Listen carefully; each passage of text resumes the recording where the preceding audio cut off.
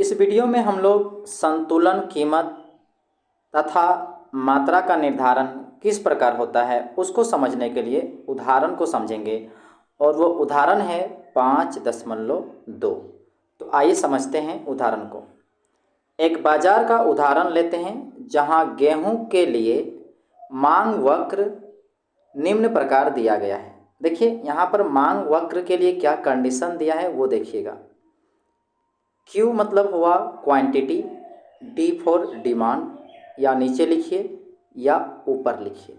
तो मांग वक्र के लिए जो इक्वेशन दिया है कंडीशन के तौर पर तो वो है, देखिए 200 माइनस P। ये उस समय होगा जब कीमत जो होगा, यहाँ P जो है 200 से कम या उसके बराबर, या देखिए ध्यान से 0 के बराबर या 0 से ज़्यादा होगा P का वैल्यू, या 200 के बराबर या उससे कम, यानी इनके बीच में जब होगा उस समय। मगर यदि 200 से ज़्यादा होगा P का वैल्यू तो उस समय QD का मान यानी कि डिमांड 0 होता है। ये तो था मांग वक्र के लिए।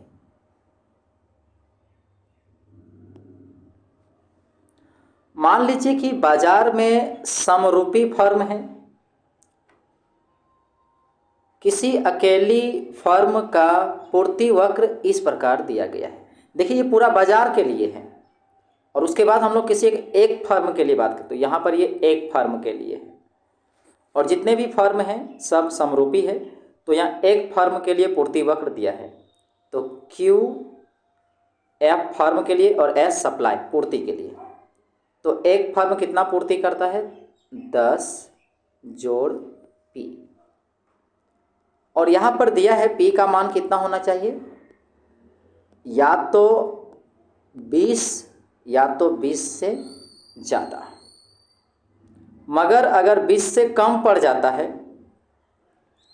अगर P का वैल्यू 20 से कम, 0 के बराबर या 0 से ज़्यादा होता है P का वैल्यू, तो वैसी स्थिति में जो फर्म के द्वारा जो पूर्ति होगा वो 0 यहाँ पर दिया है। तो ये कंडीशन है। फर्मों के निर्बाध प्रवेश तथा बहिर्गमन से अभिप्राय है कि फर्में न्यूनतम औसत लागत से कम पर उत्पादन नहीं करेगी। हम लोग पढ़े हैं कि जब फर्म के निर्बाध प्रवेश और बहिर्गमन से अभिप्राय है कि फर्म जो है ना न्यूनतम औसत लागत से कम पर उत्पादन नहीं करेगी। न्यूनतम औसत लागत से कम पर उत्पादन नहीं करेगी, अन्यथा उन्हें उत्पादन से हानि होगी इसलिए, तथा वे बाजार से बहिर्गमन कर जाएगी। तो वो उत्पादन तभी करेगा जब कितना होगा, फर्म औसत न्यूनतम लागत होना चाहिए या उससे ज़्यादा।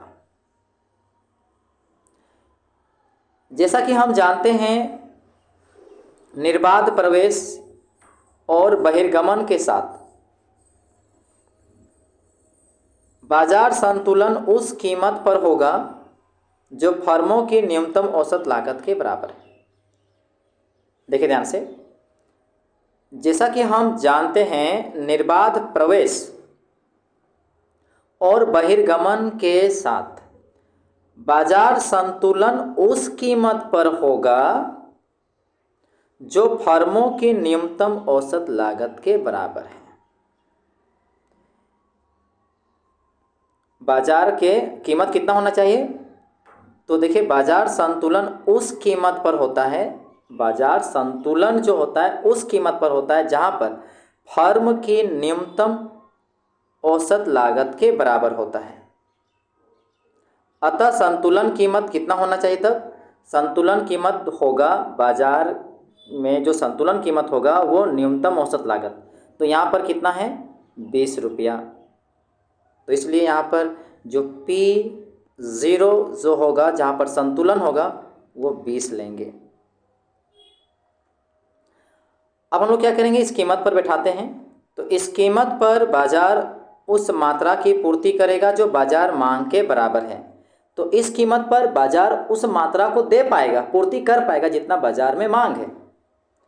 अतः मांग वक्र से हमें संतुलन मात्रा प्राप्त होगी कि आखिर कितना बाजार में पूर्ति कर पाएगा बाजार। देखिए ध्यान से, तो ये है बाजार के लिए, तो यहाँ पर बैठाते हैं तो कितना होगा, 200 माइनस P 20 लिए थे, यानी कि 180 बाजार मांग होगा।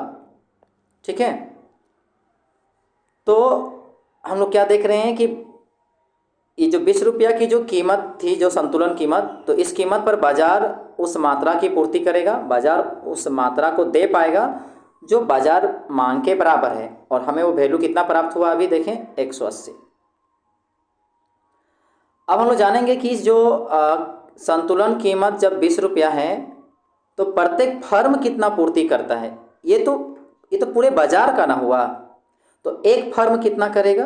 तो एक फर्म के लिए देखिए हम लोग यहाँ पर हैं ये वाला, तो बैठाते हैं तो 10 और P का मान 20 था, तो एक फर्म के द्वारा पूर्ति हो रहा है 30 जो यहाँ पर है। अब हम लोग फॉर्मूला में आते हैं और फर्मों की संख्या निकालते हैं। तो फर्मों की संतुलन संख्या कितनी होगी, तो हम लोग जानते थे N0 बराबर Q0 बटे Q0F, जो एक फर्म की पूर्ति था। तो टोटल पूर्ति कितना है, टोटल पूर्ति है 180 पूरे बाजार के द्वारा और एक फर्म के द्वारा 30 है, तो फर्म की संख्या निकल के आ गई 6। तो बाजार में कुल 6 होगा फर्म।